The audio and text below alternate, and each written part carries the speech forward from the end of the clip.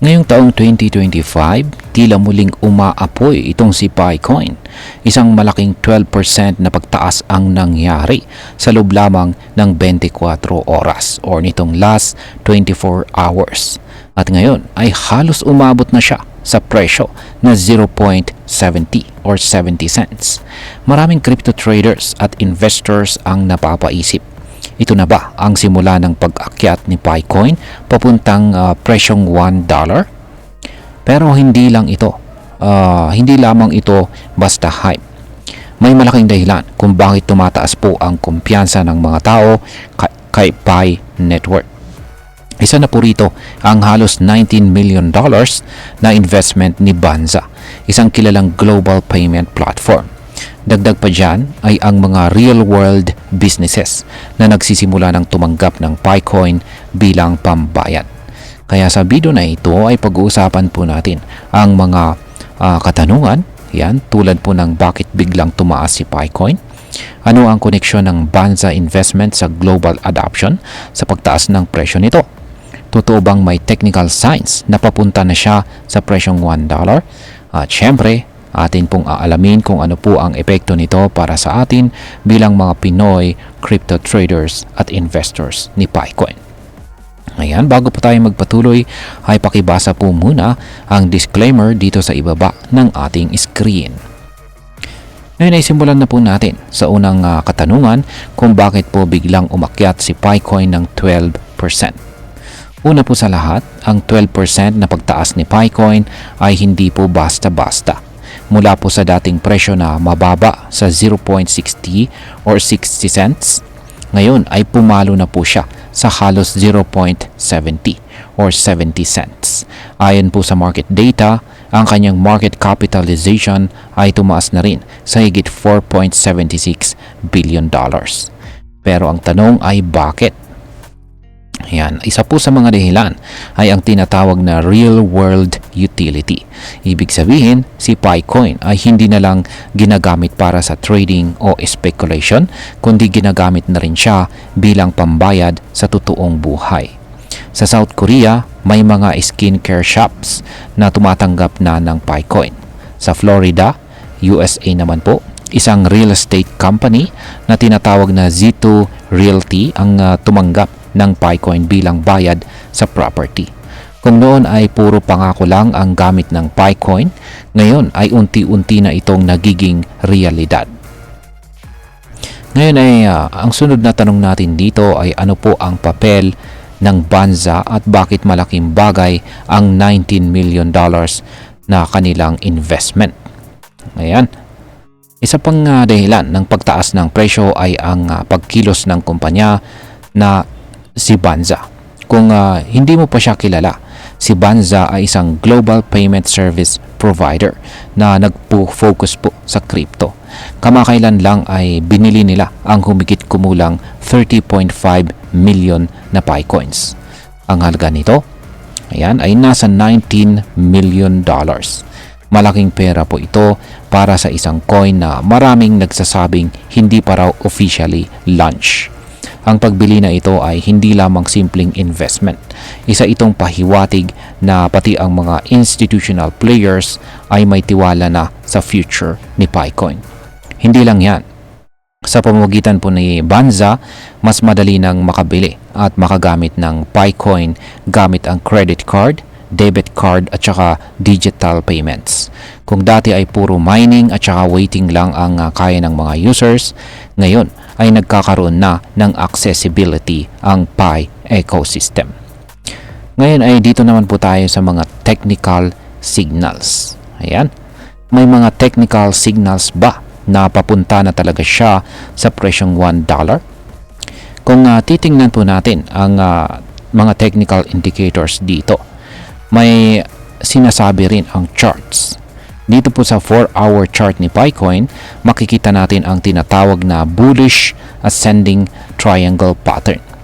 Isa itong chart pattern na kadalasang sinyales ng posibleng pagtaas ng presyo. Yan, na-break na ni Picoin ang kanyang resistance level na nakapwesto po sa 0.65 or upper portion po ng bullish ascending pattern, ascending triangle pattern yan. Kaya ayon po sa mga analyst, kapag naabot niya ang presyong 0.73 or Fibonacci retracement level, possible na ang pag-akyat niya or posible na po ang kanyang pag-akyat papuntang $1 na presyo. Bukod po sa pattern, ang RSI or Relative Strength Index ay nasa 66. Ibig pong sabihin nito ay lumalakas ang momentum niya pero hindi pa siya overbought. May puwang pa para tumaas. Ang MACD or Moving Average Convergence Divergence naman ay nagpakita po ng bullish crossover na kadalasang sinyales ng upward trend. Sa madaling salita, hindi lang damdamin ng tao ang dahilan ng pag-angat, pati technical analysis ay nagpapakita na rin po ng potensyal. Yan, dito naman po tayo sa global economy. Paano po nakakaapekto ang global economy sa presyo ni Picoin? Sa kasalukuyan ay may mga pagbabago rin sa global financial system. Ang Federal Reserve ng Amerika ay nagsimulang magbaba ng interest rates. Kapag mababa po ang interest rates, mas marami ang perang umiikot at mas maraming investors ang pumapasok sa mga riskier assets gaya po ng crypto. Dahil dito ay nadaragdagan ang liquidity o ang dami ng perang pumapasok sa crypto markets. At dahil sa lumalawak na paggamit kay Picoin, siya rin ay nabibinipusyuhan sa trend na ito. Dagdag pa, dahil po sa tulong ng mga platform tulad ng Banza, mas nagiging mainstream si Picoin. Kapag mas maraming ordinaryong tao ang makakagamit ng isang token, mas mataas po ang tsansa na magtagal ito sa market. Ayan, ngayon ay dito naman po tayo sa epekto nito. Yan, ano ang posibleng epekto nito para sa atin bilang mga Pinoy crypto traders at investors ni Picoin? Ayan, bilang mga Pinoy na nahihilig sa crypto, ang pag-angat po ni Picoin ay may dalawang malalaking posibleng epekto. Una, kung tayo po ay isa sa mga unang nagmina ng Picoin gamit ang kanilang mobile application, maaring malapit na po tayong makakita ng tunay na halaga sa ating Pi balance. Kung magpapatuloy po ang trend na ito at umabot po siya sa presyong $1 o higit pa, maaring magbunga po ang mahabang paghihintay natin. Pangalawa, ang lumalawak po na paggamit ng Picoin bilang pambayad ay nagbibigay po ito ng ideya na ang crypto ay hindi lang para sa mga mayayaman o sa tech savvy. Unti-unti itong nagiging pangkaraniwan. Posible itong magsimula ng mas malaking wave ng crypto adoption dito sa Pilipinas, lalo na kung magiging available itong si Picoin sa mga local platforms. Yan, mga local platforms natin dyan ay katulad ni Coins.ph, yan, Pedax, Maya, yan na rin si G-Crypto. Yan, kung magiging available po si Picoin sa mga local platforms na yan, yan, magiging maganda po ang epekto nito sa presyo ni Picoin. Bilang panghuli ay ano naman ang aking masasabi tungkol dito? Para sa akin ay ang nangyayari po kay Picoin ngayon ay isang make or break moment.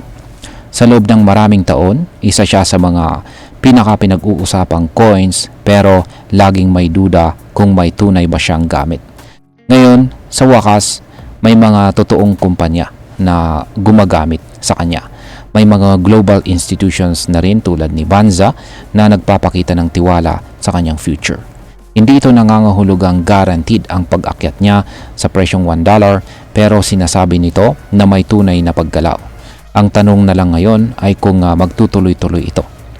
Kaya kung ikaw po ay isang Pinoy crypto investor, ito po ang panahon para maging mapagmasid. Kaya i-check natin kung verified na ang ating Pi Network account at pag-aralan po natin ang mga bagong paraan para magamit natin ito sa totoong buhay. At ayan, hanggang dito na lamang po tayo sa video na ito mga ka-crypto. Marami pong salamat sa panonood. Ingat po tayo lagi at God bless po sa ating lahat.